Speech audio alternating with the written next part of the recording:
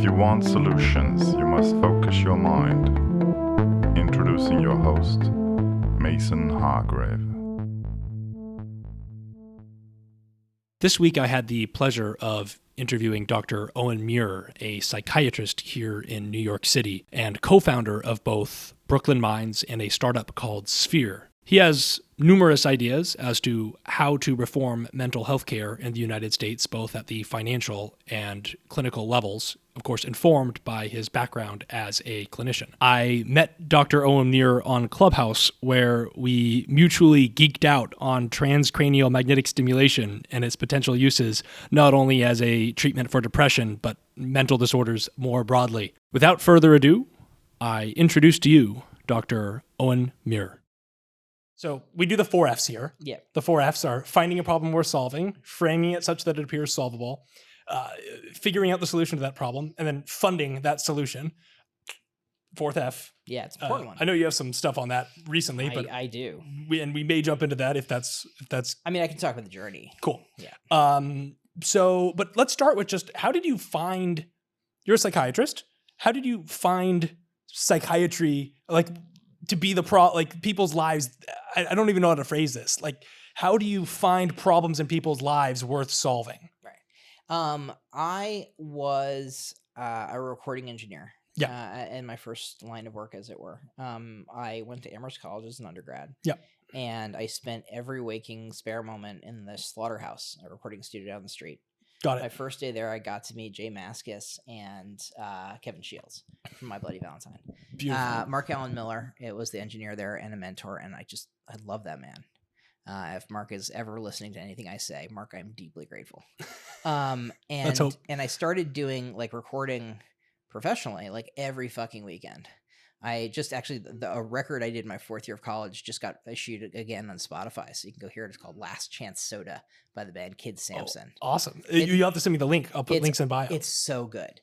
And we basically spent a month and had access to the entire music building at Amherst College to our disposal because the person who was in the band was the music TA, the keys to everything.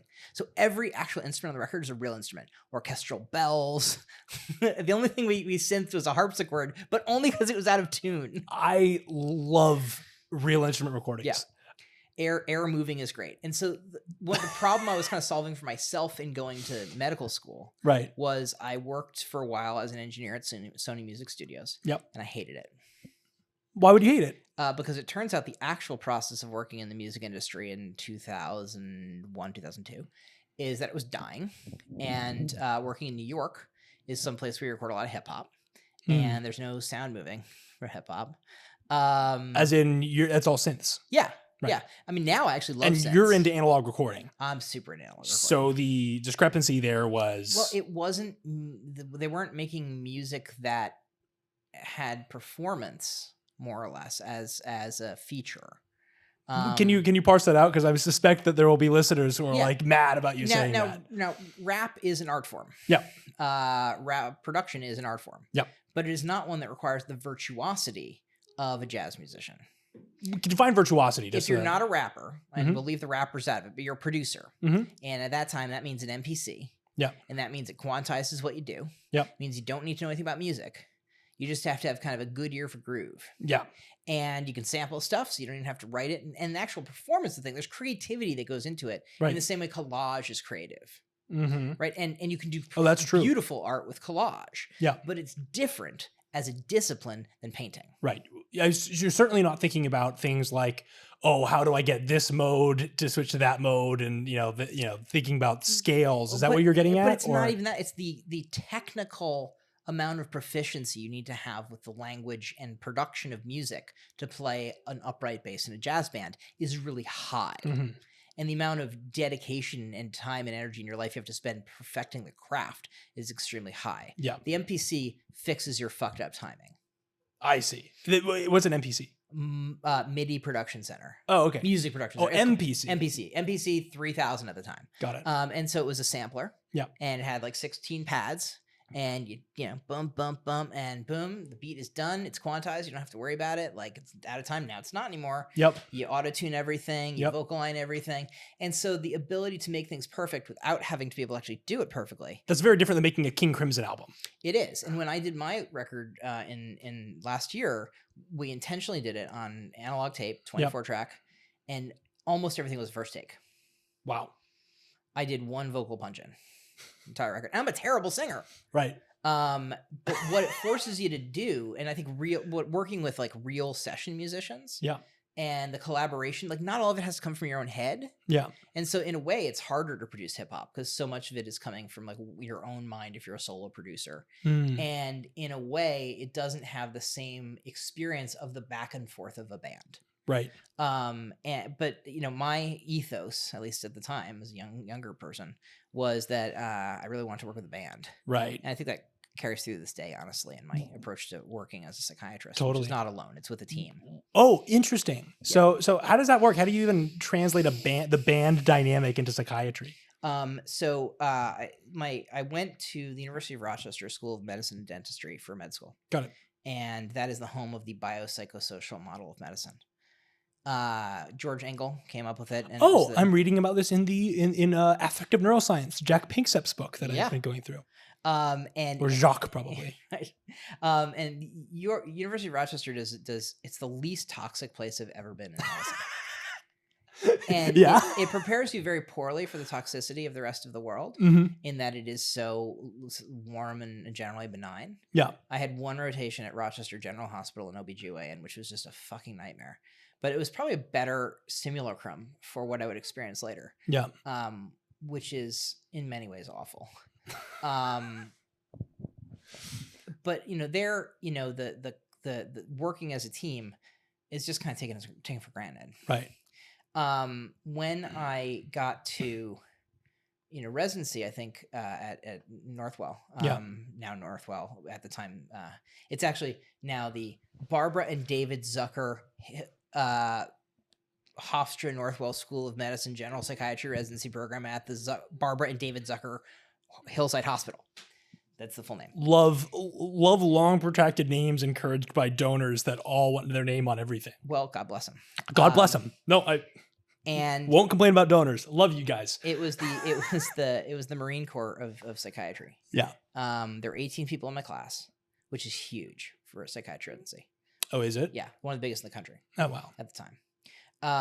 And that had they did a special thing. We didn't realize how special it was at the time. They let us decide for ourselves what our call schedule would be. What does that mean? That meant the whole residency class got together every month and fucking fought it out about who would be on call when. So how is that special, and why is that shape? Game theoretically, what does that do to the system? The standard for this is you have chief residents, they decide the call schedule, and it is dispensed from on high. Got it. And so people are aware, in a residency program, the hospital will be covered by a doctor 24 hours a day, 7 days a week, every day, every night, every hour. Yeah. And weekends, holidays, say goodbye. Got it. Never leave the pager unattended becomes your god. Right. And frankly, in a newer generation of doctors who haven't had the same 24-hour work periods that I did in training, I don't think there's the same level of responsibility inculcated. I think that's a problem.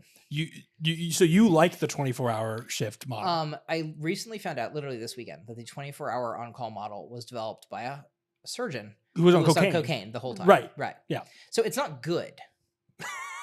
It's a terrible idea. Right. However, the ability to take responsibility and to understand that responsibility for the lives of others is yours. Right. Is a tremendously formative experience. I see. And the concept that you should never let that handoff go unhanded off is important. Yeah. And I mean, I have, sorry, millennials, but I just don't see it as much in millennials. I see a lot of entitlement, and I don't see a lot of responsibility, and that is a broad sweeping generalization. Don't worry, I'm Gen Z. I love millennial Yeah, bashing. yeah. But I like there So, is. by the way, I'm the first member of you. I'm as old as you can be to be Yeah. in Gen Z. So I'm as young as you can be pretty much to be in a PhD program. Yeah. So I am the first line of Gen Z entering into PhD programs. So I'm glad that I get to introduce you to my generation in this interview. So I love millennial bashing. Let's get into it. I mean, I think it's maybe not millennials themselves, No, but totally. like there is, you know, I don't want to like worship at the altar of it was harder back in my day, Right? Because like it wasn't. Like the year I started was the year the 16-hour work rule for interns started. Got it. But med school wasn't. Expectation wasn't. Mm-hmm. And my class, especially at least to that cohort, was very much the opinion that we own this responsibility. Right. And so that was kind of like forced negotiation for 4 years between a group of people who had to decide for themselves what to do and how to do it. Right. And that led to some rather remarkable cohesiveness. I think one thing special is our male to female ratio is very off for psychiatry. It's a heavily female predominant discipline. Right. We had 4 women in our class. Oh, wild. Yeah. And this is the luck not the luck of the match. Really is the Marine Corps. Well, I mean, my class was. It wasn't that way for everybody else. But we had just, I think, the right mix of people and the right mix of energies. And all the women in the class were very much like, oh, I'm so happy it's mostly dudes. Really? Yeah. And I just... I've heard that before. I've heard a lot of... I've heard a lot... You know, it's funny because I was the other way. When I was an undergraduate, I was in physics, I almost exclusively studied with women. Yeah. I don't think I know exactly why. I think I might know partially why. I would get in these weird dominance battles with other guys. Whereas if I was like, for instance, if I were like, I would look at a problem and I would just know that was wrong.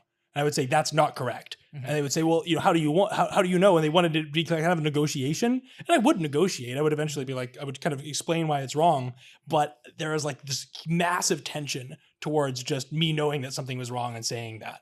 Whereas I didn't experience that with women, even though they would be like, let me think about it. And sometimes I would be wrong. And they would be like, and they would work with me on like, and I would be at the end of it, I'd be like, oh, I'm sorry. You were right in the first place. But I just got into these weird, you know, dominance battles with other men. I'm not sure if that was, I'm not sure what that was about, but.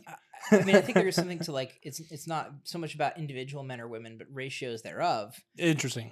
In different contexts. Yeah. Right. And totally. and so at least in this context, we were tremendously supportive of each other. Yeah. I got sick in my 3rd year of residency and ended up going to a psychiatric hospital myself. And that was a real turning point. By sick? I had suicidal depression. Yeah. And wanted to die.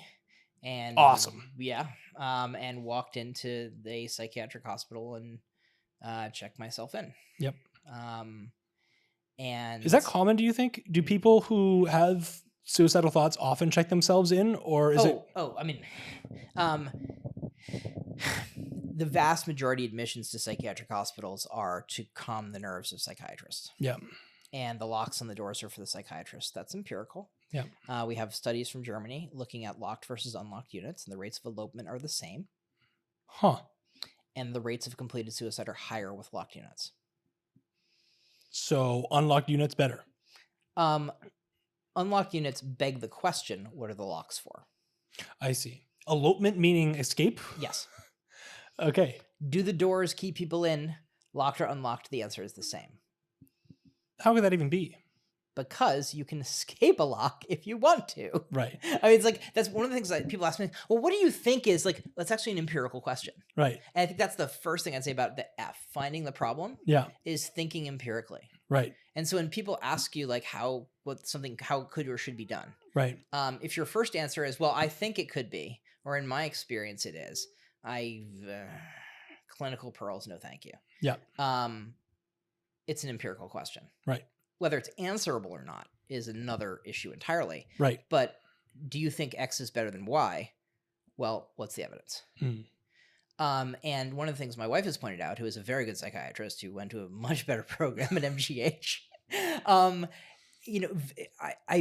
she is okay with not having everything be so rigidly empirical, because I think she's just that culture was very much one of kind of like respect for the godlike power of all the doctors therein at MGH. I see. And the kind of empiricism was bent to their will. I have to ask, are you getting in trouble with your wife here saying this? No, I think she'd agree. Okay, cool. I mean, she's like, I also have a weird brain for numbers and stuff. Yeah. And so it's a little bit easier for me to ask these kind of questions and have the answers at my fingertips. Right. But I think like when we're looking for problems to solve, how do you find a problem? Is there an empirical answer to the question you're asking? Right. Is it even a question that's answerable? Right. Is it an answerable question? Well, like if you're asking it, why are you asking it?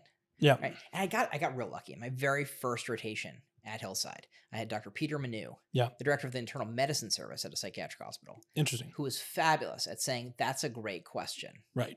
So one of the questions I asked first was, can we give clozapine to someone who's had a granulocytosis from clozapine? Let's dive into that for a moment. A month and a half later, I had a paper. Why would you ask that question? So clozapine is still to this day the most effective treatment for schizophrenia that exists. Got it. To the point where we have done work on intraventricular administration of liquid clozapine into the brains of people with schizophrenia. Yeah. Schizophrenia is a terrible illness. Yeah. And getting better from that thing is meaningful. Yeah. Importantly, the standards we use for the medications we have are low. The standard for getting a schizophrenia medication approved, an antipsychotic, which all right now have the same mechanism, D2 agonism. Okay. That's D2 is dopamine 2. D2. So it's coded by the DRD2 gene. Okay. Which actually shows up in the GWAS if you look at the GWAS genome-wide association study. Thank you. So thank God, the gene that codes for the one drug target we have in the illness is statistically significantly associated with the illness itself when you have enough of them together. Got it. In a Manhattan plot, which is how we have these wide ahypothetical studies run. Yeah. It would have been very embarrassing had that not been the case. Why? Because psychiatric genetics is a fucking shit show. Yeah. It's getting better. But seen a lot of startups around there, and I've seen not a lot of success. But this is a great example. Like, is it an answerable question? Yes. How are you going to answer it? That's the that's part 2. That's framing. Framing, right? And so I think what you have to do when you're asking, like, is this question worth answering? Well, so people are suffering. Right. Is the way in which they're suffering and the amelioration of it, in the case of schizophrenia, giving them the drug clozapine, and that treatment failing them because it causes a life-threatening adverse event.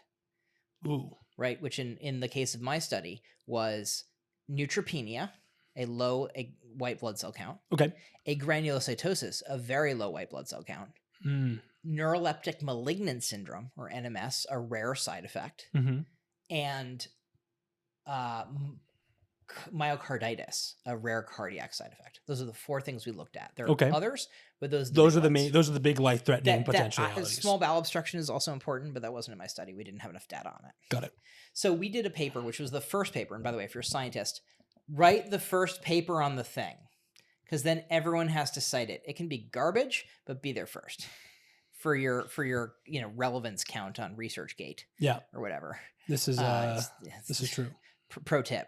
Yeah. There's a reason I published some early papers on linear polymer modeling for origins of life as a new theory was emerging. Yeah, that's what you did. Just drop that shit when there's not much out there. And somehow the University of New South Wales let me do a talk there as a PhD student, which is almost, if you know academic talks, it's almost never that you're an invited speaker as a PhD student. I was an assistant professor of medicine before I graduated residency. Oh, beautiful. Well, thank God for COVID, right? Because we got to do it virtually. Because I got to do it virtually. See, they would have never taken the risk had it not been for COVID, and I got to say, take a risk on me, and they did. And I have a collaborator at UNSW now based on that talk. So, but you're an assistant professor before you finished residency. Yeah, hilarious. Well, the thing is, they gave it to everyone who did the work of teaching the medical students at Hofstra Northwell on their core rotation. Got it. And I was an R4, but I was one of the very few residents in the teaching rotation. But everyone who did it, you want to know how I know? Want to know how I know you're from Gen X? Is that was possible? Right. It was total loophole. You asshole! You're gonna talk to me. Total loophole. I got to be a clinical instructor at NYU because that was just part of the deal with being a fellow there. Yeah. And now I am an assistant professor of medicine at Baylor. Beautiful. Because that's where my research collaborators are. Got it. But like, so we have this question, and I sat down, and I just wish more teaching was like this. It just happened spontaneously. My colleague Deepak Sarpal and I, who is a dear friend to this day, we're sitting down with Peter Manoon, and I said, well, wait, why can't we do that? He's like, well, that's an answerable question. Why can't you give this medication, which causes life-threatening adverse events, but is life-saving or life... For people with schizophrenia. For people with schizophrenia. Yep. Why can't you give it to them again? What happens? So if they have one incident, yeah, can you give it to them again? Yeah, and the orthodoxy at the time was no. So what I have to understand is okay, so that's an answerable question, but is it even morally okay to design that trial? So it was a literature review. I see. So you didn't have to do that. Importantly, John Kane is the chair of the department there, and he brought clozapine to this country. Yeah. So this is a deeply important question to that department. Got it. This would challenge the orthodoxy of how this drug is delivered. Yeah. And he gave us a week off to do it. It's a fun question because it's kind of a troll question. It's like it's a question you wouldn't really think of asking. Right. I would say. Right. I wouldn't think of asking that question. And it turns out now we have hundreds of citations on that paper. Fascinating. And it totally ruined me because I thought research was easy. Because we got that done in Schizophrenia Bulletin in like 2 months. Oh, my best paper? By my paper, I didn't even write the thing, but my top-sided paper was the one I did when I was 18. Yeah. Yeah, and I didn't write it, by the way. I just want to clarify, but I tacked on something at the end of a paper that was coming out, and still my top-sided paper. So I think like this is the academic versus like kind of business approach is like, is this an answerable problem? And then like, what do you do with that answer? Right. I think is like an important next step. And the way of thinking about it is different in an entrepreneurial frame than it is in a science or research frame. Yeah. Because practically speaking, as a researcher, you want a paper out of it, right? That people are going to read and cite. Right. That's your currency. That's your currency. It's rep. Yeah. And getting that next paper request, right, or next speaking gig or whatever. That's right. And I think that's probably a bad way to do things. And maybe you'd be able to finally get to your third postdoc and get into become an assistant professor. I think as a physician and entrepreneur, the outcomes are different. Yep. And thinking that way is actually pretty helpful. Yeah.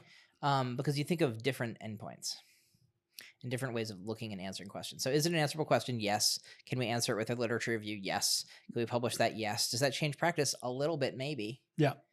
But I think one of the things I learned there was not all questions are worth answering. That's exactly why it's in the first F, right? Find a problem that's worth solving, because tons of problems out there you can run yourself around, and it wasn't even worth the work you did. No, because you have finite time, and you want to solve problems that actually affect people's lives. At least I do. Low hanging fruit. Yeah. Or actionable fruit, or whatever. Actionable fruit. Will this change practice? Right. So there's still, to this day, an unanswered question in the field. What medications or interventions could we use for children who are having acute agitation? Right. There is no answer to that question other than injectable placebo works better than oral placebo. And injectable drug works better than oral drug. They are not different from each other. Love that. Yep. It kind of makes sense. I believe that. But kind of makes sense. Empirically, that's what we found. Yeah. The drug doesn't matter. The route of administration does. Right. Right. So then you have a lot of people in your office. Yeah. Well, on my team. On your team. Oh, right. Got it. Not that many in the office. But then you have a lot of patients every day. Yes. So patient comes in. How do you, and it describes what problems they're having, but you may disagree with what problems they actually have, so how do you figure out this is what I'm trying to say. In literature, there's the idea of the unreliable narrator. Yep. Do you want to grab? I saw you thinking about water. I'll go get there. There's the idea of the unreliable narrator, and it's when you can't fully trust the narrator of the story, and you have to be in that mindset all day of the unreliable narrator. So I will break it to you. for my patients, just if they're listening, Yeah. anyone, I don't believe you. Okay. In that I understand there are things you won't tell me. Yep. Because you feel too ashamed, Mm-hmm. or you don't trust me for Yep. very good reasons.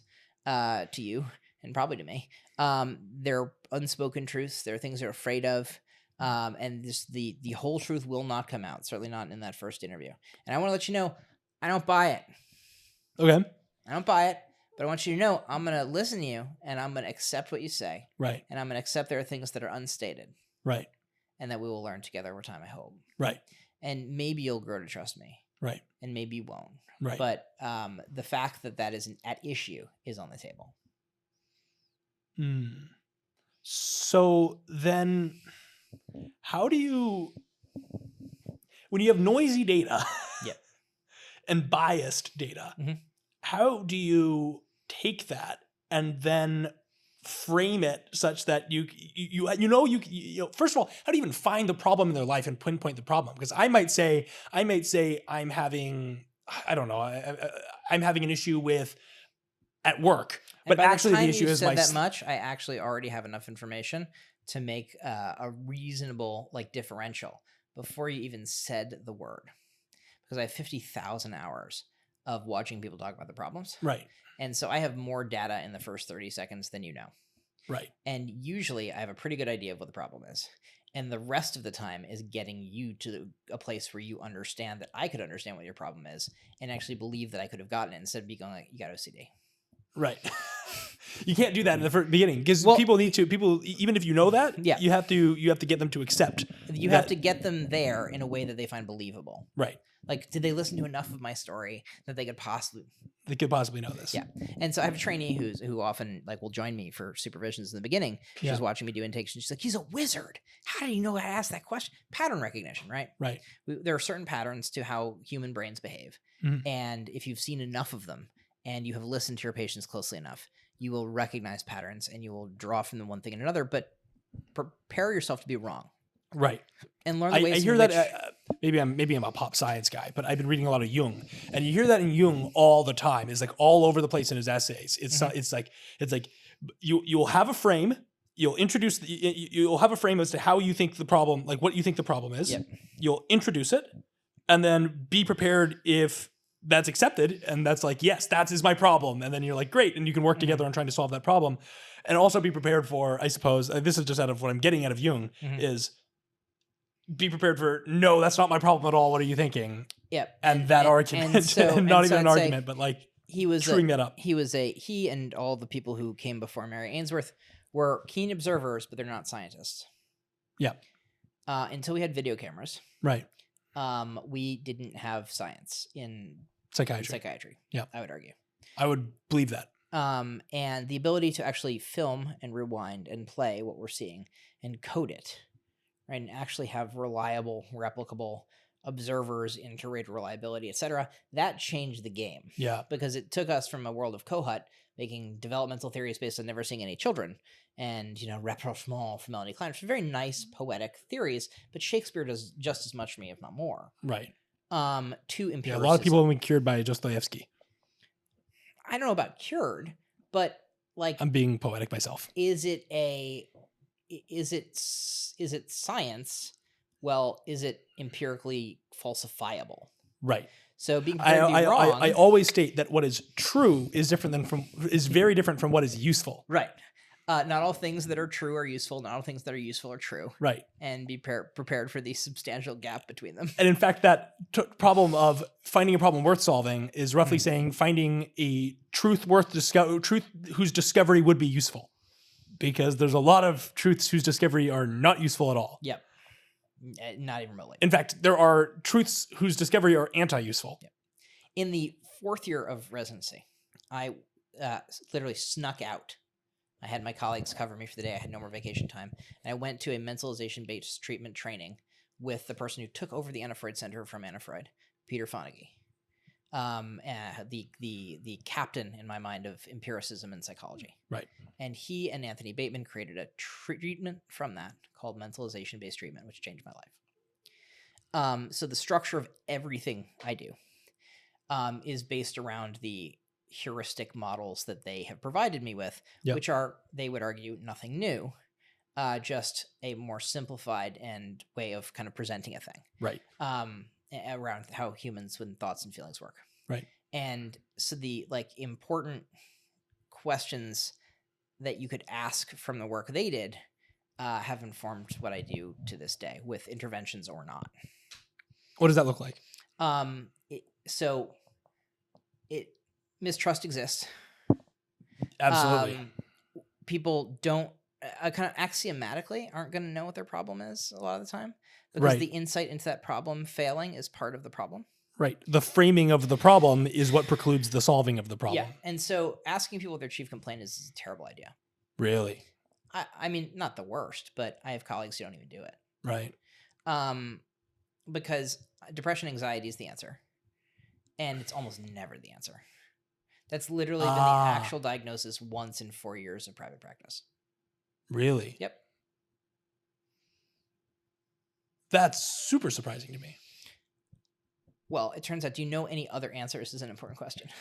So there is the Diagnostic and Statistical Manual is a metaphor, a book of metaphors. Right. And they're useful in as much as they're useful. But I think the lack of rigor to which there's a lot of presenting them to people with, different degrees of licensure. I won't say lower, but social work, psychology, etc., where they're taught essentially this doesn't matter. Right. And it doesn't matter if you don't do anything differently based on the answer. And so their experience of it not mattering is validated by their practice. However, it turns out when you have different tools at your disposal, it very much does matter. So before I could target different areas of the brain to stimulate, the answer to the question, why do you feel anxious, wasn't very important. Why? Because it didn't matter. I would use the same treatments. You're anxious. Here is an SSRI. It's an anxiolytic. Great name, right? Right. And it turns out for lysing anxiety. I know. What a biological way of putting that. I know, absolutely. If you have obsessive compulsive disorder or whatever the fuck generalized anxiety disorder is, right, or depression or panic, it's the same. It's the same drug. It's the same treatment. Right. I see. And the cognitive behavioral therapy. We worshipped the altar of 50% better for 30 fucking years, and it destroyed my field. CBT. All of it. Drug development, SSRIs, CBT, all of it was held to a standard. 50% better. Schizophrenia medicine, 20% better. Everything else, 50% better. Where the fuck was your mission? Right. I think it's time to improve that. Yes.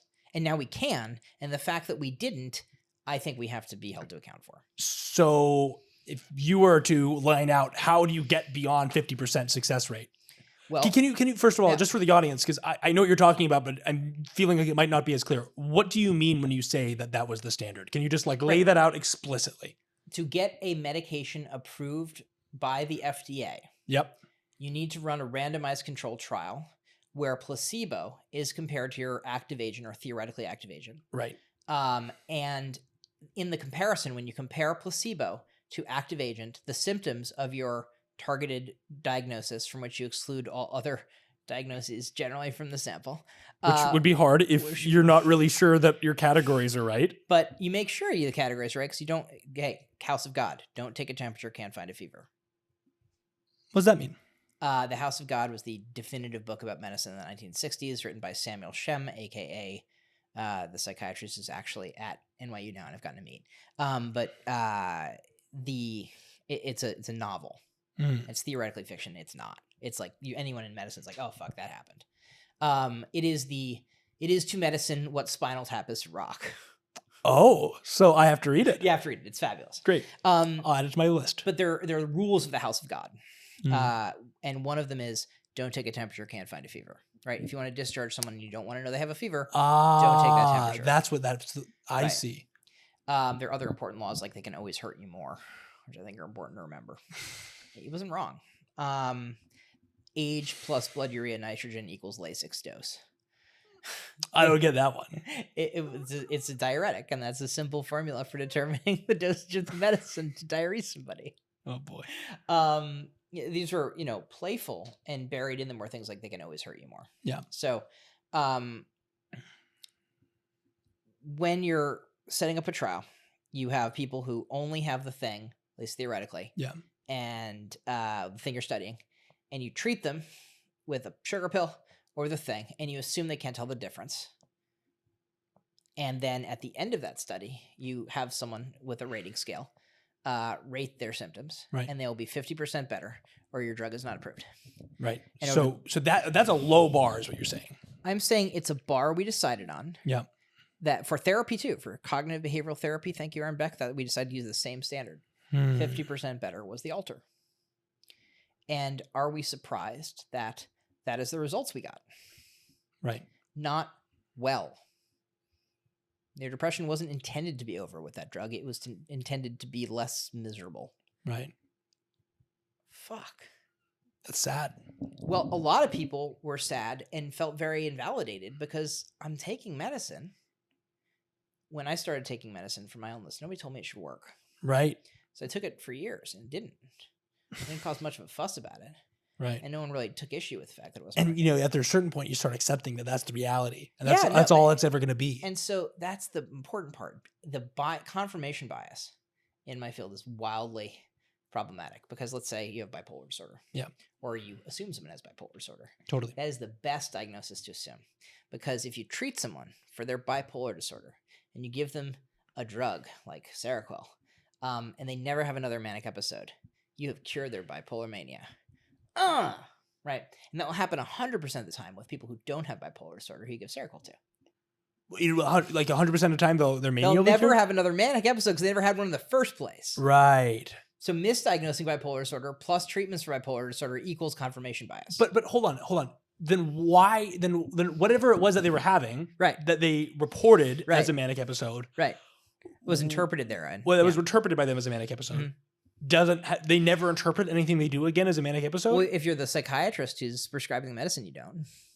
But they may be very depressed. Oh, so what you do, this is interesting. So what you're saying is is that people come in with a bipolar, they get not a very good bipolar diagnosis. Yep. Someone says that what they did was manic. You don't argue with them on the first one. Mm-hmm. You treat them with Seroquel. Then they come in again later. And they're depressed. And then they have another thing that they might report as a manic episode. No, but they don't because they never had it in the first place. I mean, on average. Well, why is it that they would believe that they had a manic episode, come in, report it, and then get treated with Seroquel again? again? That's not what happens. Okay. Generally what happens is they have an experience. They report it to a psychiatrist. The psychiatrist says, calls it, I can treat bipolar disorder. That might be mania. And the problem is if you don't know what mania is, anything can be mania. I see. And there were people who made arguments like Joe Biederman at MGH that all irritability in children was bipolar disorder. Oh, great. So a lot of kids got put on Risperdal. There were more children diagnosed with bipolar disorder than there were adults with bipolar disorder. That's odd. It's impossible. Why? It's a lifelong illness that has an onset at 18 or later on average. So the average age of onset of mania at 10 and the average duration of mania of 1 year is not a plausible thing. And that's the data behind the early studies in bipolar disorder in children. So, but couldn't you argue that it was for a long time you just were underdiagnosing bipolar? Wouldn't that be the argument? If I was going to devil's advocate that for a long time we were underdiagnosing bipolar, and adults don't go in to psychiatrists. It's easier to get children into the hospital for psychiatry or something like that. But no. No, do adults? Because what they were using was a different set of criteria and just calling it this other thing. So, okay, this because when you follow them over time, they don't develop adult bipolar disorder. This grinds my gears. Well, it should. I'm about to get myself in trouble. Go for it. Great. There's something that we've been saying a lot, and maybe you can tell me if this is real or if I'm annoyed on this on purpose. Mm-hmm. So I was diagnosed with autism at 8 years old. Yep. Right. They had very specific criteria for what is autism. Very recently, they've been talking a lot about women being underdiagnosed for autism. And they talk about this a lot.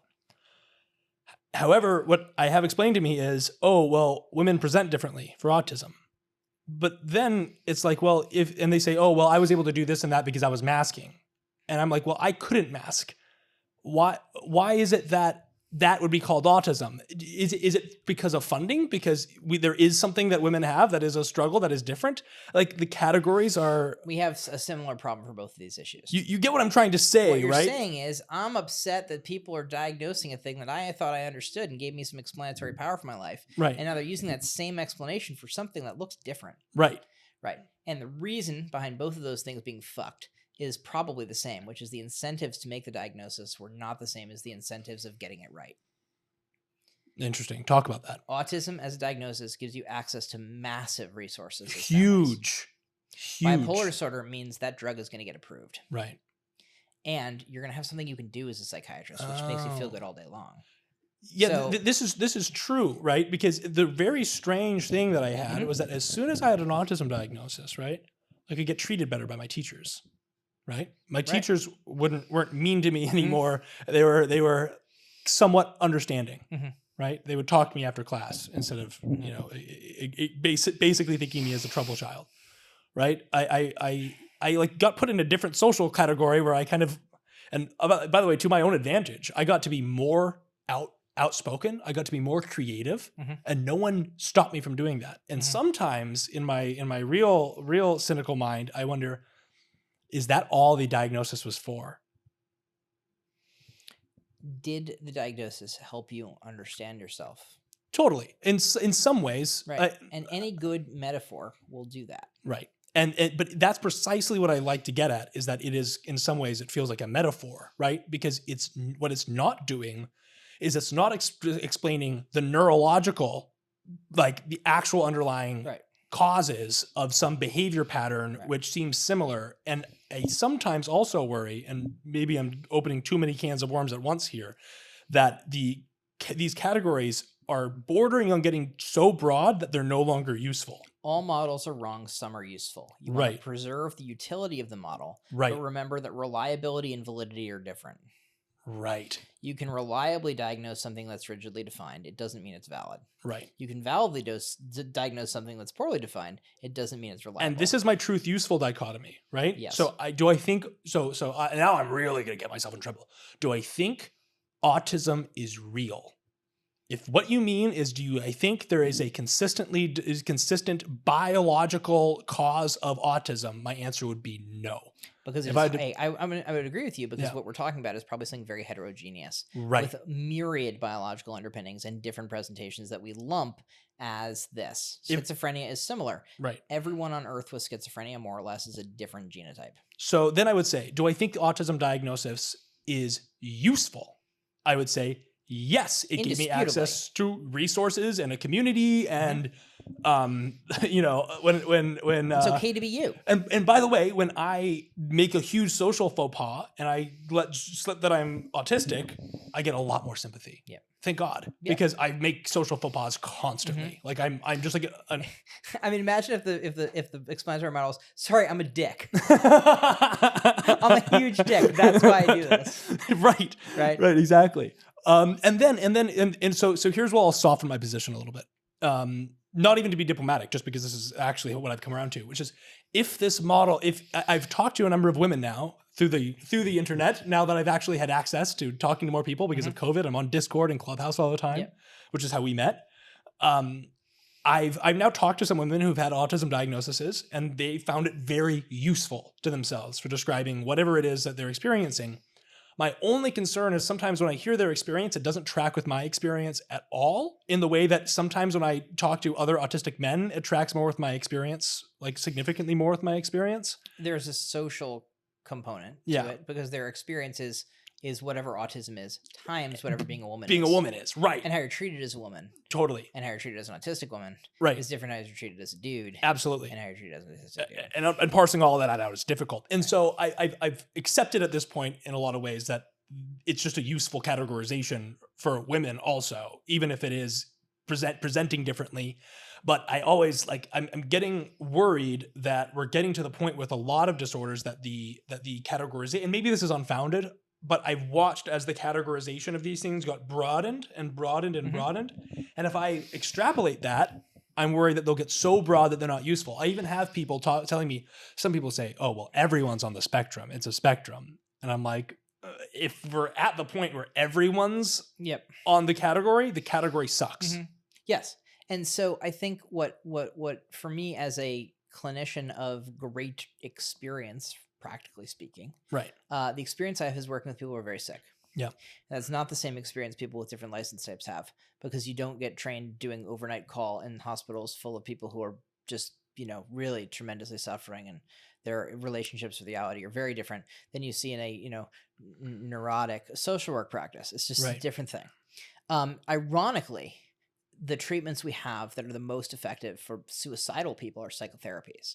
And so the people who are learning to deal with suicidal people are physicians, and they're learning things to treat those things with medicine that are least responsive to them. Right. And the people who have the most kind of psychotherapeutic skill are not being deployed to work with the people who benefit from that the most. I don't think I understand that. Therapists generally aren't the first line if you want to kill yourself.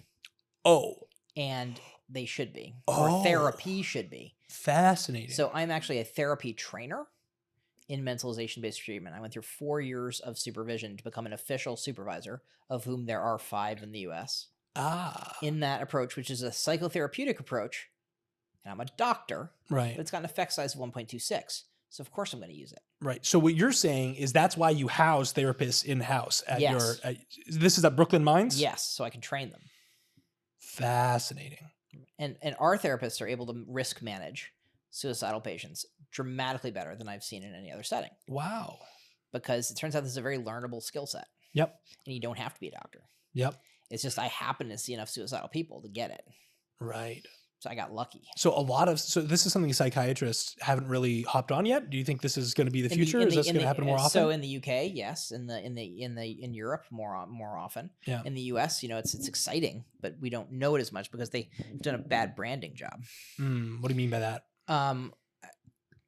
Mentalization based treatment. Does that sound like? I don't think I'm familiar with that phrase. Right. That's the name of the thing. Huh. MBT. Got it. It's got 3 letters. That's cool. Yeah. But CBT, cognitive and behavioral, I know what those words mean. Right. Dialectical, maybe not, because it's got behavioral too, so probably I can approach it. Right. Mentalization sounds very British. That does sound very British. Off-putting. Sounds kind of sci-fi. It sounds like whatever you want it to sound like, but not something you understand. That's true. Right? Yeah. In that way, it's kind of helpful because you don't know what it is at first. It doesn't draw you in the same way that something that sounds simple might, but it does force you to have a conversation about what it might mean. Right. But practically, I think like problems that are worth solving, that it needs to make a difference. Yeah. Like, so if your diagnosis changes what you're going to do, then it matters to make a diagnosis. Right. If you don't have a tool set that's large enough to make it worth changing, or you have a limited, if you have a hammer and a fork, where you're going to spike things with a fork, you're going to hit things with a hammer, and you're going to call it a day. Right. And you won't do anything else.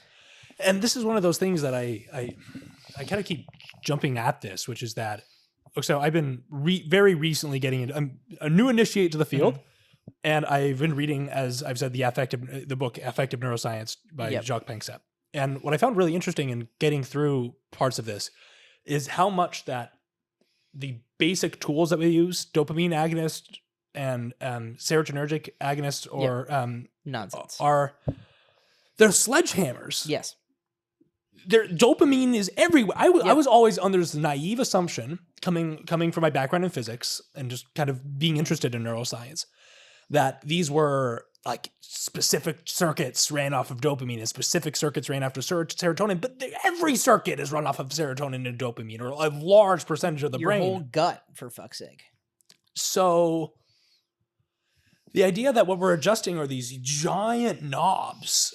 Right, which is really helpful if you're Pfizer selling Prozac, but not helpful for your patient. Right. Is crazy. Yeah. It's like you're just up-regulating the whole thing, but you're up-regulating, You're up-regulating the whole thing, which causes downstream changes. Right. I should mention up-regulating is the fancy bio way just to saying turning the volume up on a given on a given brain system. Yeah, and in this case, you're turning the volume up on the whole brain system. Like the dopaminergic system is everything, and the serotonergic system is like everything. Yeah. They're not specific. No. But again, if it doesn't matter which part of the brain you touch, then that's fine. Right. If it does matter, Well, I mean, because you can't target with those drugs different circuits, Right. and if you can, the way you understand that targeting matters. Right. So now when I'm seeing people, I'm actually localizing the lesion. Right. So when I hear someone talk and they're describing their suffering, is this cortico-stratothalamo-cortical circuit hyperactivation, or is this subgenual cingulate hyperactivation? And I have to either turn down the firing in the subgenual cingulate or turn down the firing in the dorsal anterior cingulate by using anti-correlated regions to get to it. So I think we've reached it. I think we've done it. You know what I think we've done? TMS? Oh, I think we've gotten to TMS, which is which is in some ways our framing of the problem. And let me just.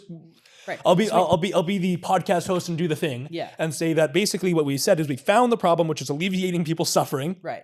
We've gotten to the point of a new frame, which I'm really excited about because I should, full disclosure, this is also what I'm working on for my PhD, which is getting interested in the question, okay, one framing of this is we're currently using sledgehammers. How do we use scalpels? How do we find specific regions of the brain that are associated with different things? How do we make it so the categories matter? We were talking about categories before, and the categories don't matter if all you're doing is all you're going to do is upregulate or downregulate anyway. If all you're doing is using sledgehammers, the categories can be broad and be useful. But as soon as we start using scalpels, we have to tune the categories and start getting them right at a biological level. Yes. And the scalpel you and I are both excited about. And so that that's the framing of the problem. How do we go from sledgehammers to scalpels? Go from 50% efficacy to getting to better than 50% efficacy. And the scalpel you were both interested in is called TMS. Right. All right. Let her rip. Okay. What's TMS? Transcranial Magnetic Stimulation. Is a technology invented by Ted Barker in the UK in the 80s and not patented at the time. And that was, I think, a mistake. You can talk to Ted about it because everyone who's invented anything in TMS is still around. Have you talked to Ted about it? Yep. Go to the Clinical TMS Society. My wife is running for the board. Please vote for her if you're listening to this podcast. Carlene McMillan for Board of Directors of Clinical TMS Society. I'll co-sign that. And importantly, so everyone's there. So it's like, why do we do that with intermittent theta burst? Rich, why'd you do that with intermittent theta burst? It was the same pattern of firing we saw in rat hippocampi, so we decided we'd try it. Right. No, totally. Yep. And so TMS is a great story of coming up with a thing, finding out it works, but asking essentially the wrong questions for a while. So questions you ask when you develop a drug. Dose response curve. Love them. Right? Took until like a couple years ago for us to ask that question in TMS. I don't have a response. Yeah. So just to lay it out for the audience, Faraday's law. Oh, right. I should say, gosh, I have to get better at this. What's a dose response curve? Dose response curve. How much drug gives you what response? Is it too low at some point? Is there an optimal dosage? And is it too much at some point? Doesn't do you any good? Can you give me the classic alcohol description of the dose response curve of alcohol? Yeah, alcohol is zero order kinetics. So essentially, drink some, you get buzzed. Drink too much, you get drunk. Drink more, you get dead. Right. But there is in terms of response curve, there's a point where it's a depressant and a point where it's a stimulant. Is that old news? That's old news.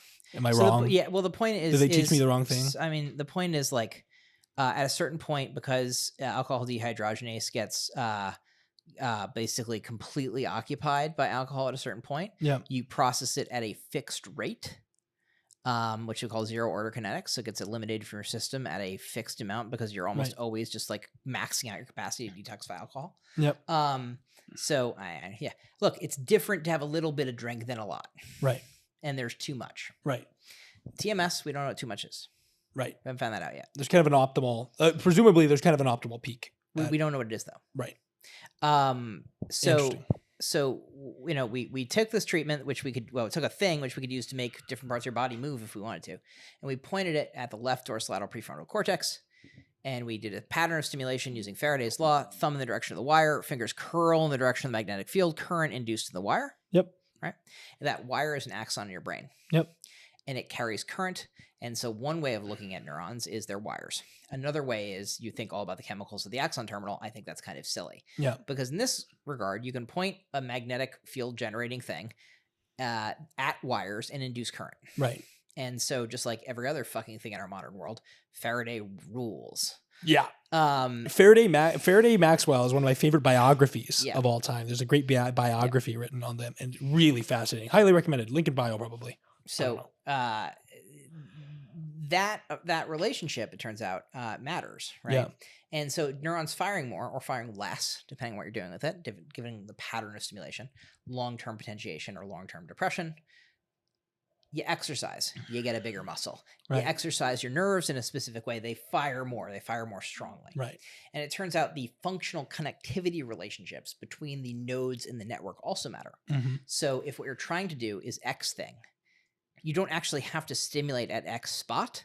You can stimulate at a spot that's functionally connected to X spot or anti-correlated, for that matter, which means activity goes up in one place, goes down reliably in another. Right. This is the fancy word down-regulating. Yeah. So it's you can up, down, left, right, start, stop. Cheat code, the brain. Totally. Without cutting into it. Yep. Using magnetic stimulation. Right. And you can change things. And those things can get from state-dependent things like depression to trait-dependent things like OCD and trait-dependent things like hypnotizability, which has a stability in the brain of handedness, roughly, but is modifiable, at least theoretically. Handedness is the thing. We haven't done that yet because there's no clinical rationale, but Nolan has done studies on hypnotizability using clinical populations with fibromyalgia to modify their pain threshold. And he can modify something with a stability of 0.8. Handedness is 0.9. Oh, like left-handedness. Yep. I see. Sorry, I was thinking of chirality. The brain stability of left-handedness. I was starting to think about symmetry, organ symmetries and stuff. Just like how it stays fixed in the brain. Right. Trait, not state. And those are modifiable too. Got it. Fuck.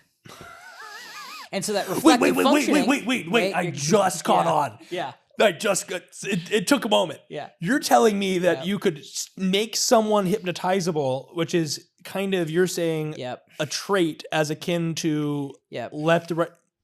And now we're going to tie it back into mentalizing. Reflective functioning, aka theory of mind, is also a trait. Yeah. That I would argue is probably modifiable.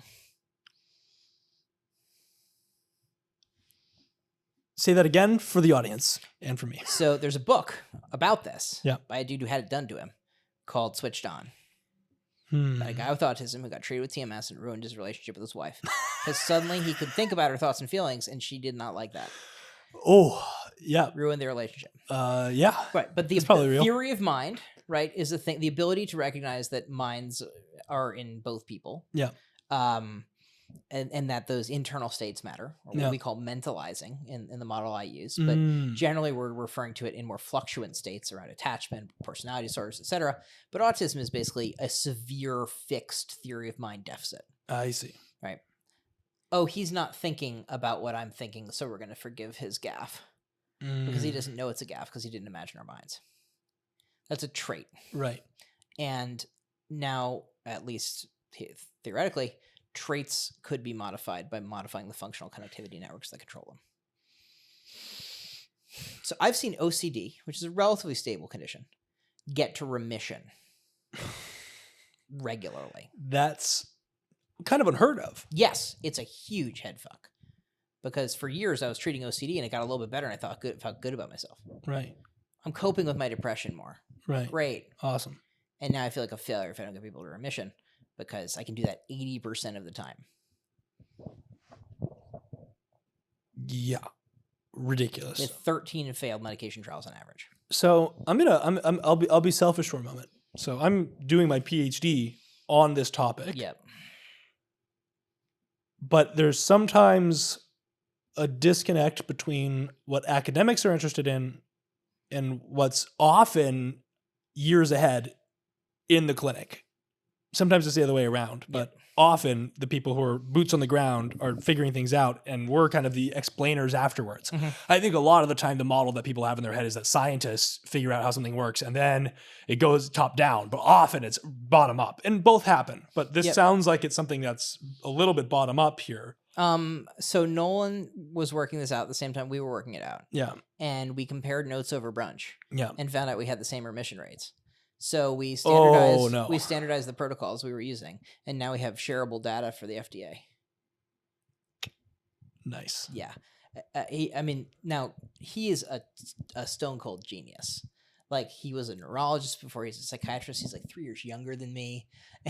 Like, it's not fair. He's so good. He's an inpatient psychiatrist. I love working with those people. If I'm not like a little bit annoyed by how smart my colleagues or partners are, I'm like, no, I shouldn't be working with But I them. have different gifts, and I will just... Totally. I am good at explaining stuff.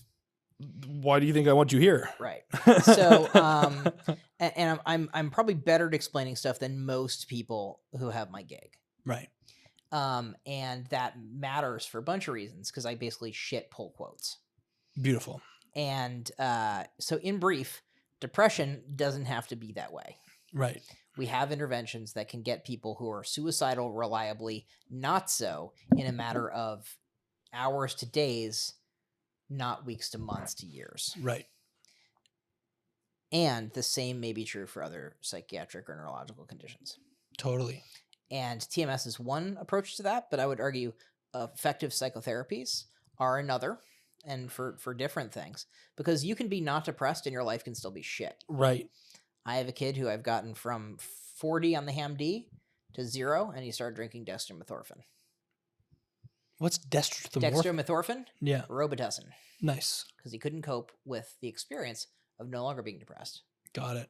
Because there were so many other things that didn't make sense anymore. Right. One thing that I often think about is that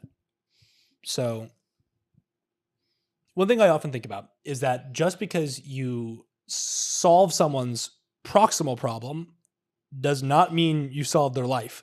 Yes. Because I think actually when we hosted a clubhouse room together, you mentioned this, that like you have a certain amount of time. I'll use a different metaphor than you were using, but you have a certain amount of time where you're like, your boat is getting filled up with water. And before you had your hands tied and you couldn't bail the water out.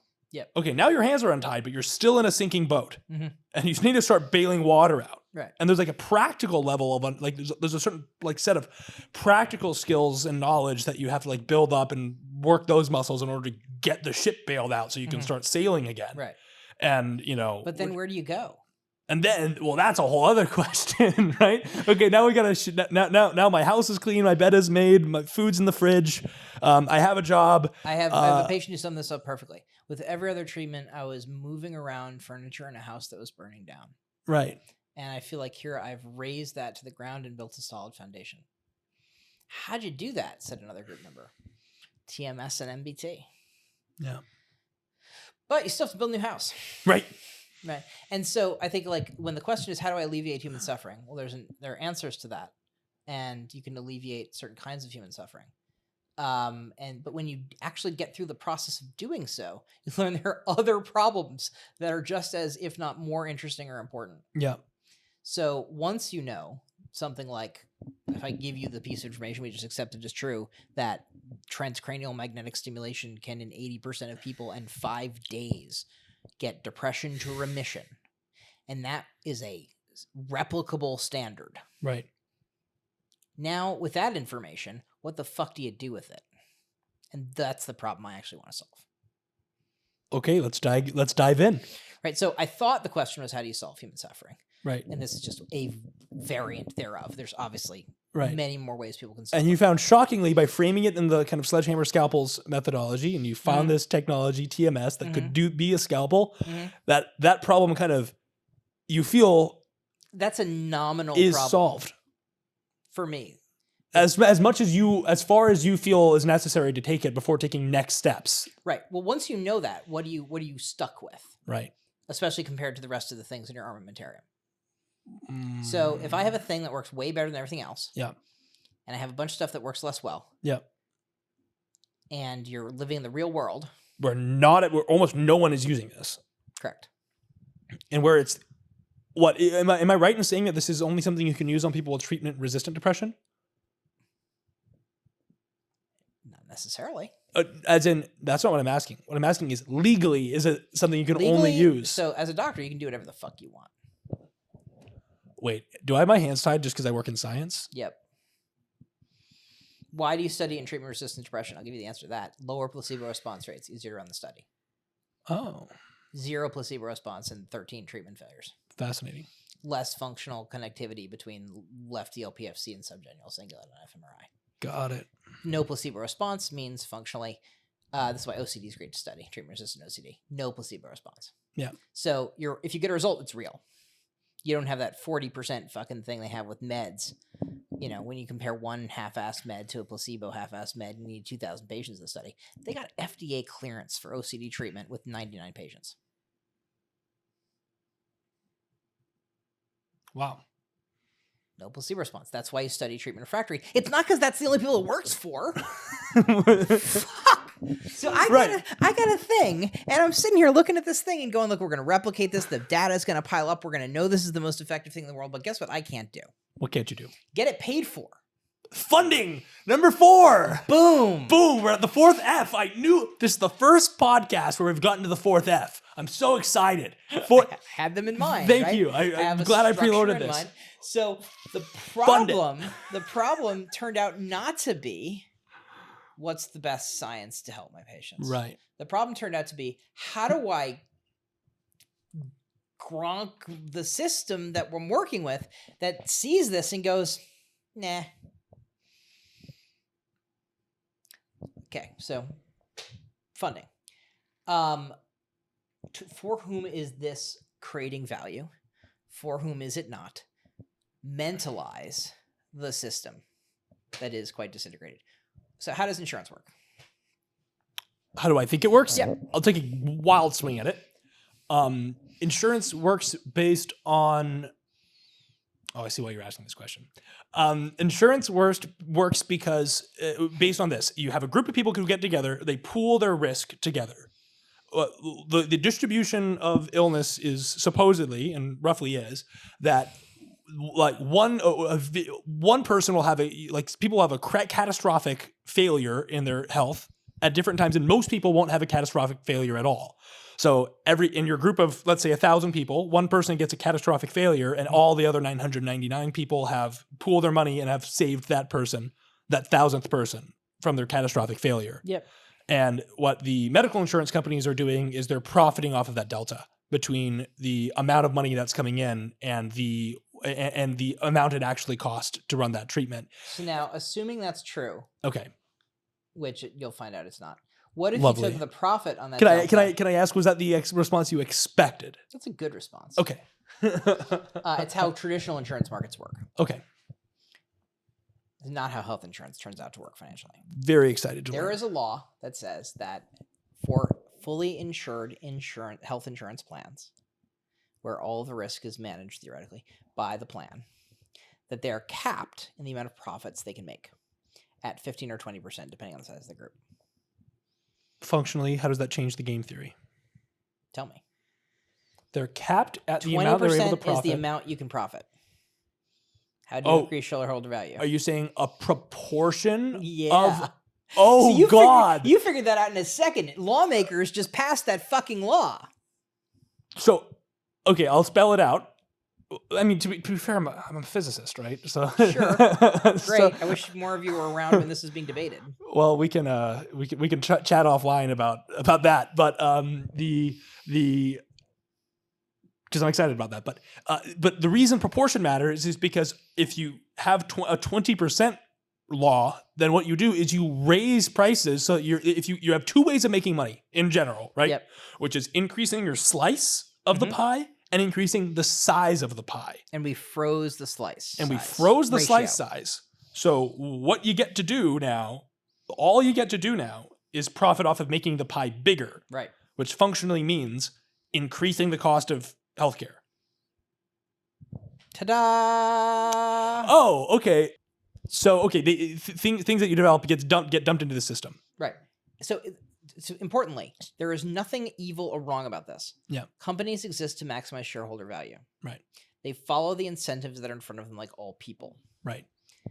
Or all people-related systems, right? If you're told maximize shareholder value, and the only way you can do that is by raising the size of the pie. Yeah.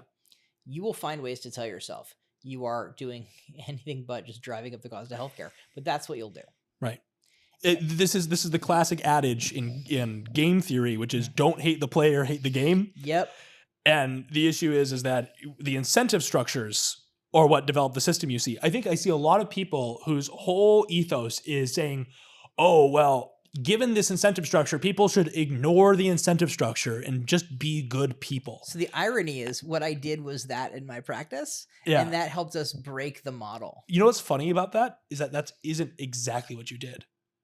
And I'm not saying that because I have any intimate knowledge of what you guys did, but actually in small groups of people, by way of empathy and culture, you can modify the game. Yeah. Because people care about their social economy as well. The social economics of things are very real. Right. Not all value is monetary. And so in a small community, you can set up a culture that makes a different game theory. Yes, that's what we did. So I just pushed back on the idea that actually what you did is you modified your social culture of your organization such that the incentive structure caused good behavior. You never, ever, ever effectively change things without changing the game. Correct. So the problem that needed to be solved was what game we're playing. So what game? So we know the game we are playing, right? Or at least insurance companies are playing, which is all doctors are playing by their rules, right? Because that's how they get paid, right? Unless you totally opt out, and then you're left resource starved. You have to play the health insurance game because the prices are so high that Well, I mean, you're not presented with a lot of different other options, right? So TMS is a good example. My machines are $250,000 a piece, right? So you're not going to run that private pay. You're going to take third-party payer for it because you want more patients, right? So you make more money, right? So you have to start playing that game, right? But if you realize that game is a busted thing, right? And you realize you have things you can do that are more potent than you're allowed to do and get paid for. Right. Suddenly you're like, well, this game busted. What can I do? Right. So you start doing shit like bringing it to the attorney general every time you have a claim denied. Oh, wow. Yeah. That's fun. Yeah. And we win 80% of the time. Wow. I have gotten OCD for treatment with TMS covered in the state of New York. Are you by bringing it to the attorney general and having it go to external medical review and having the medical reviewers approve it and then having the attorney general bring that back to United and say, fuck you, now you got to do this. Are you the ad on the side of websites that says insurance companies hate him? No, your insurance companies love me. Why? Because I make friends. Every time a claim gets denied, you go to the attorney general's office. Yes. You're friends with insurance companies? At the same time as I have those claims hitting them, right? Yeah. I am negotiating with them. So Cigna, good example. Doug Nemes, I angry tweeted at Doug Nemesek, the medical director of provider relations, who I have deep respect for. Yeah. Because he's good at his job. He called me back at 8:55 in the morning and said, hey, I heard about your angry tweet. Let me talk to you about this patient situation and see if we can help. Yeah.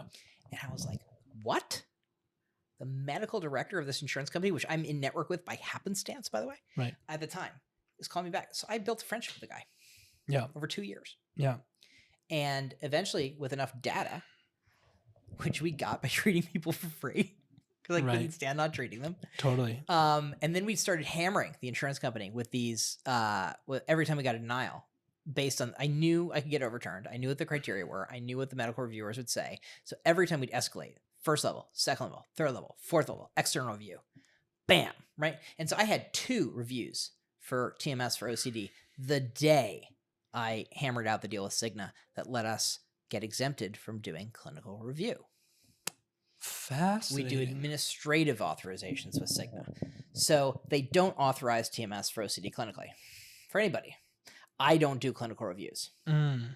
Hammer, stick, carrot. And it turns out we doubled the size of the Cigna network for psychiatrists in New York in overnight. Wow. And now tons of people who had Cigna coverage can now actually get great comprehensive psychiatric care. That's wonderful. Yep. And I had the data to back it up. And I had the looming threat of multiple in a day reviews with the other medical director saying, great, you're denying it. Bring that to the attorney general. See you in an hour to do another one. Great, bring it to the attorney general. And they were smart enough to get out of the way of the wrecking ball. Right. Right. Yep. And furthermore, by developing the relationship, you have this opportunity to kind of change the culture. When the Clinical TMS Society came to Cigna and was presenting data about coverage for TMS, they were the most receptive company in the game. Shocking. And I'm like, well, yeah, I know, because Doug and I are friends. I've been telling them about it for years. Right. And they see the utility, and especially the behavioral health side, like it's a rounding error. Mm-hmm. Causes problems, it's rounding error. But generating value, it turns out, by reducing cost isn't something that works in the game structure we have. So all the things that happen are predictable from this. That's wild. So like when I'm sitting here and I'm thinking about how I might make moves into the, kind of the tech space, my whole thought process was, how do I decrease costs? But that is a non-starter. If you accept the matrix. And how do you reject the matrix? Whoa. How do you do it? Like Neo, right? He just stopped the bullets. Yeah. Like he just believed he could. There is no spoon.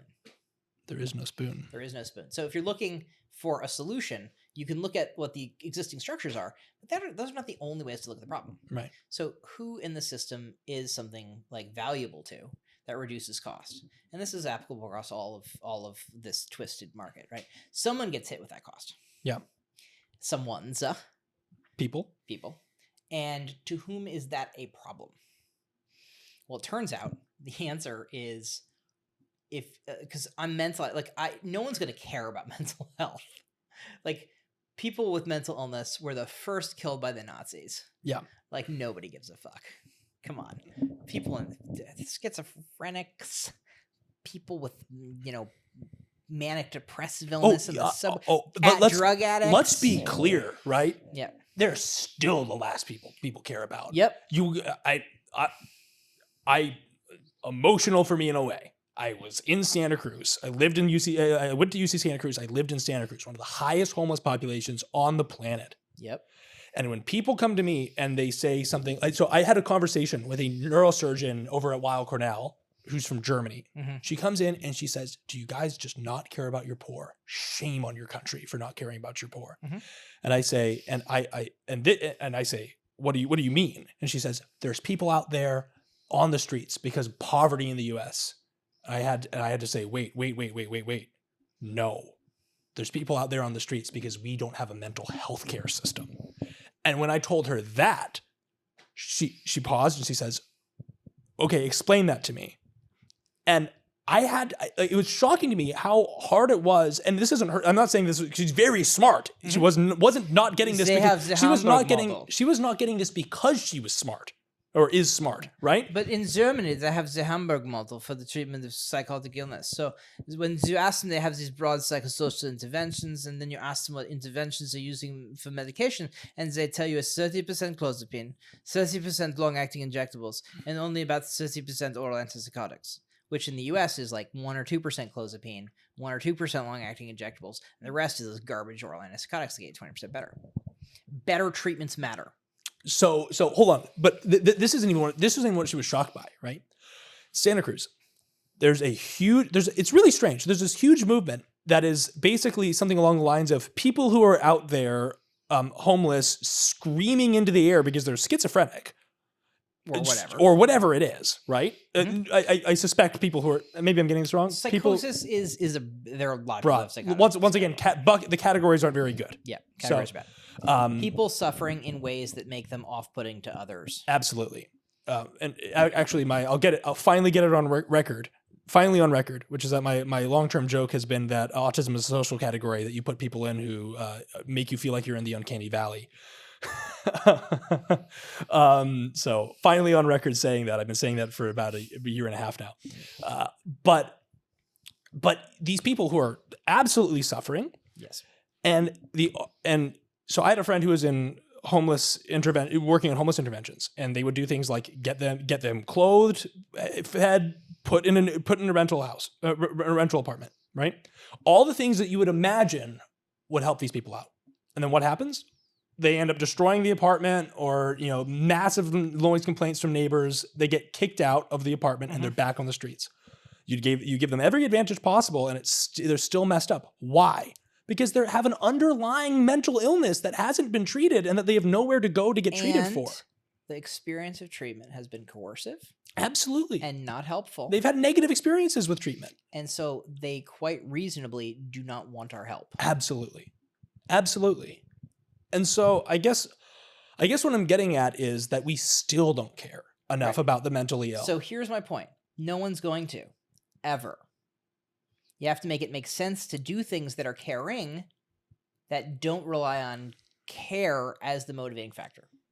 We're never going to get people well from conditions that we would rather not look at by making caring deeply a priority and the only way that happens. Once again, you have to change the game theory. Right, which means you have to make it make sense to Bloomberg terminal watchers. Love that. So how do you do that? So it turns out the answer, practically speaking, is understanding reinsurance markets. Okay. So you have fully funded insurance plans, which have this kind of shackle, right? Where they are 20% of the profit margin, blah, blah, blah. If you are self-funding your insurance, because that model is bonkers and you know it drives up costs, right? You can self-fund. You as a company can pay directly for the care of your employees, mm-hmm. and whatever you want can be paid for. Right. I pay for therapy at 150% of Medicare in my office for all my people. Right. We give TMS away. It's cheaper. Right? Yep. But there is insurance on that insurance in case something catastrophic happens. Yeah. And that acts like a regular insurance market. Right. They don't want to get hit with the claim at stop loss. And so, if it goes above $40,000 per person, stop loss kicks in. And then they have to pay for it. Right. That's a regular insurance market. Right. That wants to reduce the cost of risk. Right. Now, importantly, those stop loss carriers tranche out that risk to capital markets. So they're pooling risk from life, disability, medical, et cetera, and then putting it in risk tranches and selling it to Cerberus, Berkshire, et cetera. Yeah. They don't give a fuck about why that risk is there. They just want to make money on it. Right. If you can make that risk cheaper for them, they can make more money. So the high acuity risk vertical in mental health is the most meaningfully modifiable source of all-cause disability. Its own occupation disability, medical expense. Keep in mind, depression drives medical costs up by 44%. Thank you, Validation Institute. And you have a thing which was previously unsolvable, right? Well, mental health, you can't do anything with it, so we're not going to pay for it, right? Why would you pay for mental health care if you have only hammers and sledgehammers and you're only getting people 15% better and you measure none of the outcomes? So nothing you do really matters. So you have to look like you're doing something, but does it have to work? You don't know, and you don't have to care as long as you don't pay too much because it keeps people sick and drives up costs. So practically having a broken mental health system makes it a lot easier to make all those other costs go up. Right. Right. Serves the ends. Even if you know none of that, you look at the numbers and it gets more profitable if you keep doing it that way. I'm not sure if I heard a solution in there, though. I'm worried. Is, because what do? You modify the cost of risk. How do you do that? You take great care of people's mental illness and you don't hit stop loss. So there's a cohort of self-funded employers. Oh, you make it cheap so that then they don't have to pay, the medical insurance can't. The secondary insurance markets on your medical insurance get to keep their money. And thus they can cover it at lower premiums and still make more money. So the thesis for my company Sphere is that by taking the highest utilizers of mental health services, particularly inpatient services, in any given population, and providing good access to preventative care for everybody else, you can meaningfully reduce the cost of risk. And in our practice, we reduce inpatient hospitalization by 98%. Wow. Yep. And it sounds fancy. It's an economic magic trick. So I take depression and I make that from something that lasts for 20 years is the number one cause of disability worldwide. You're spending thousands of dollars on therapy and medications forever. And I make it something that's over in 5 days. Give me the For Dummies version of this because I'm still... Marginal cost of TMS, almost nothing. Right. Right. Takes 5 days. Okay. I mean For Dummies, marginal cost. Marginal cost. It is cheap to do once you've paid the upfront cost. Which is buying the machine. Buying the machine. So $250,000. Well, it's theoretically buying. Right now, it's buying the machine, not necessarily forever. Right. So I have an economic instrument. So let's just play out. Let's play out the game. Yeah. $250,000 to buy the machine. Right. After which point, how much does it cost you as the supplier, all in labor, everything? It's $25-$50 an hour. $25-$50 an hour. So $50 an hour. Let's just go high. Is all it costs you. Roughly. How high and how long is the session? 8 minutes. 8 minutes. Is there something else similar that, 8 minutes? So you can do a patient every 10 minutes. Yep. Maybe a patient every 15. Yep. If you're doing 15 is what we do. setup, breakdown, Yep. 15. So you can do 4 patients in an hour. Mhm. So 4 patients in an hour, let's So say. it's actually, it's 4 patients a day, essentially. Because we do 10 treatments a day, 1 machine. 4 patients a day. 4 patients a day. Per machine. 5 days in a row. Every 5 days, we're turning that over. So how much do you make in a year? Per machine. But Per again, machine. how much do you make in a year? I don't care, because what I should be doing is treating as many people as I can, because there is no amount you could pay me for doing that that's worth more than keeping someone well Absolutely. and not hitting stop loss. I'm just trying to understand the economics of it. The economics of it are, do you know what it costs to treat a person? Well, that costs $22,500 at book rate. as the as the insurance company. No, for patients, right? Because the Right. insurance doesn't pay for it I see. out of pocket. Oh, insurance don't pay for medical. Not for accelerated TMS. They pay once a day. Got Once it. a day is not as good. I see. So I don't want to do once a day forever, Right. because it's what's paid for. I mean, I do it now because I want people to afford it, Right. but it's not the best treatment as far as I can tell. Got it. Accelerated treatment is more reliable, Mhm. and there are reasons to not do it, blah, blah, blah, blah. Right. But on average, if you could get depression to go away 80% of the time, Yep. as opposed to 10% of the time with medications, Yes. you would want to do that. Yes. Because How do you get the insurance? I'm just trying to understand how you get the insurance companies to want to do this. you become the insurance company. Explain. You own the risk. Wow. So instead of going to the self-funded employer and saying, hey, I've got a great healthcare product, you go and you say, I have a great insurance product. And why does the Because I guarantee the return. This is going to cost you 20% less. You're going to get a 1-to-1 ROI at minimum, and you're never going to pay more than 80% of what you've been spending.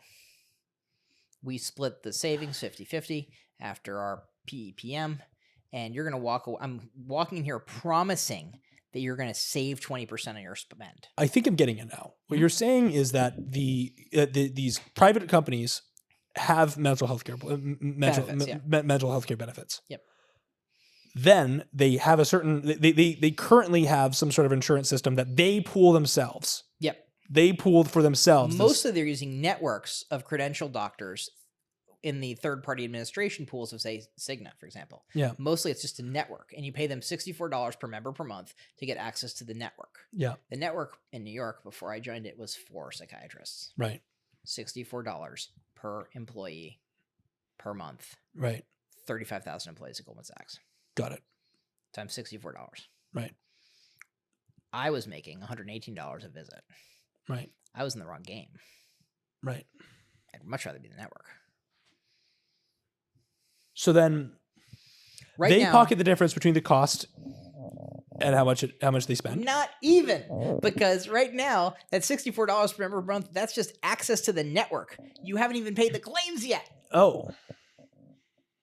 They still have to pay the claims. So by reducing the cost, Yep. these private healthcare networks, which is what mental health care lives in, actually No one's in those, by the way, because they pay $118, not $800 an hour, which is what I make otherwise. Why would you do that? You wouldn't. So right now in healthcare, you get paid for the pencil you use on the test and taking extra long. Yeah. Did you ever want to take extra long on a test? You want to get it fucking done and get the answers right. Right. I took half days after my boards because I got that shit done fast. Right. Right? Because I'm not going to get the answer righter if I spend longer on the test. But in medicine, you're paid more for doing that, which is insane. Right. Because you took a bunch of people, doctors, who got the answers right their whole career, and then you make it their livelihood to not have to have that be any meaningful factor in their reimbursement. Yeah. You take their whole incentive structure, getting it right, away from them. It's brutal. And so it turns out the question I was answering was a funding question, not a treatment question. But it was only by finding out I had an effective treatment that I could even ask the funding question. Because and that's just one example. We have other very effective interventions for other conditions in our armamentarium that broadly let us deal with kind of whatever may come. Right. In a very high risk, highly comorbid cohort. Right. So what's the one sentence version of how this works? Because I have to admit, I'm still If I'm not fully getting it, then my viewers are going to have an issue. Yeah, so it's real simple. Find who savings matters to. Right. Deliver those savings to them. Right. And they will want you to do whatever you're doing more. And so your statement is that the main industry of insurance doesn't care about savings. Correct. Because their game is a proportion game. So they want to increase the size of the pie. Right. But the secondary insurance markets, Right. which are the pooled companies. They're the risk pooled by the companies across various insurance verticals, but yes. Right. Okay. But that's not the For Dummies version. It's not the For Dummies version. No. That looks like the insurance you described at the beginning. That's a reinsurance market. Got it. So where what you do is you pool risk together. Yep. You pay. One person has a catastrophic thing. You pay off that, and then you pocket the difference between what was paid in and what came out. And less people getting hit. Right. And you make it cheaper, and savings matters to them. Yep. They make more money. Yep. You make money off the difference that they had. Yep. I see. Right. So it doesn't matter what I'm doing to them. Yeah. It turns out what I'm doing is providing exceptional mental health care. Whereas in the primary insurance market, doesn't care about savings. They want to increase the pie. The secondary insurance market, risk pooled companies want savings and are willing to pay less than the amount that they lose in order to get those savings. Yeah. If you're going to go to Vegas, you're going to go to the machine with the best payout. Right. I see. So we took blackjack from being a game 49-51, you're always going to lose. And we just changed the odds, the pot odds on that. So you can sit down at my blackjack table and take away more winnings than losings. Right. That's some hot shit. And the only fee you do is you pay 50% of your earnings, which you're going to get to the table. There are different ways of structuring it. Yeah. But frankly, it doesn't matter. Doesn't matter. The point is that there's a delta, there's a gap there to make money. Right. Arbitrage. There's an arbitrage opportunity there. Yep. Fascinating. And it doesn't matter how we do it. Yep. And what's important about that is it speeds up innovation. So I guess the final important question for the podcast is, are you hiring? In like a week. Yeah. And so maybe I'll post this in a week. Maybe you get a link for that, and maybe we'll get some applications shot your way. So yeah, I mean, maybe a little more than a week to actually get the hiring machine up and running. Fair enough. But practically, like that's the approach. We were taking, I just blew my whole thing. Anyone can try to copy this. It turns out it's not that easy to copy because no one's going to hear the thing anyway. And even when they do, it's complicated. But most importantly, the actual sum total of what we do is actually hard to do. Yeah. And people don't like to do hard things. The thing is, and this is one of my favorite things I've ever been told in my life. Yeah. David Hausler, you know who he is? Yep. Head of the Human Genome Project for assembling the first human genome. Mm-hmm. We were drinking wine mm-hmm. because I was in his lab, so we were drinking wine together as one one does. And I say, I have this idea, but I'm really afraid that someone's going to steal it. And he said, well, first of all, if you have only one good idea, quit science. Yeah, right. Because it's methodology for developing good ideas, not a good idea. Exactly. And the second thing he said was, and if it's that easy to copy, it wasn't a good idea in the first place. Right. So, what I'm saying is actually very simple. By taking comprehensive care of people's incredibly complex mental health problems, right, and the sickest of the sick, you actually make money for people who don't care about that. Right. And because think of the game that David Hausler won. Yep. Sequence the first human genome. Yep. Everyone understands that. Yep. No one's confused about what the problem you're solving, mm-hmm. right? The problem was just hard enough yep. that he was willing to go toe-to-toe and solve it. Yep. Awesome. Yep. Well, very good. I wish you luck. Thank you. I want to see that work. I'm really excited to have gotten you on here, and I really appreciate you for coming out. Any last things that you want to tidbits, anything to look for, anything you want to promo? Was that an unexpected narrative to get through your 4 Fs? Oh, was it unexpected? I think these 4 Fs were designed to get that narrative. Okay. I like it. Are you satisfied with the answer? Absolutely. I'm satisfied to have finally gotten the 4th F out there. Okay. Funding matters, but it's not necessarily the funding you think it is. It's like having a business model that people can buy into. Maybe the final F should be financials. Financials. Definitely. I might modify my Fs. Yeah. I'll think about it. I have other things I can say about funding, which are entertaining. But you know what we'll do is we're gonna save it for. I can tell we have it. I can tell we have another episode worth of material here. That's next. We get. You know what? This is what we'll do. Once I'm established enough that I won't get the Nobel Prize winners of Rockefeller won't. Just the economics of psychedelics. Yeah. Hypothetically. I'm interested in that. Yeah. Well, anyway, once again, thank you for coming out, and I look forward to seeing how this progresses. Thank you. Thank you for tuning in to today's episode of Solutions. I hope you enjoyed listening to it as much as I enjoyed making it. And if you did, I would really appreciate it if you would pop onto YouTube and like, comment, share, and subscribe, as well as share the podcast on any of the streaming platforms on which it's available to all of your friends, family, and anyone else who you know who is interested in science and science communication. The more you share, the bigger the podcast gets. And that really helps us out from getting this sort of frank dialogue between scientists spread to a more general audience. I do believe it's important that the public sees what it looks like for two scientists to dialogue so that we have a less abstract idea of what it is that scientists do and what scientists sound like. So the more you share, the more that message gets out, and the more we can spread any solutions that might come out of these episodes. Anyway, thank you again for your support, and I hope to see you at the next instantiation of Solutions. Goodbye.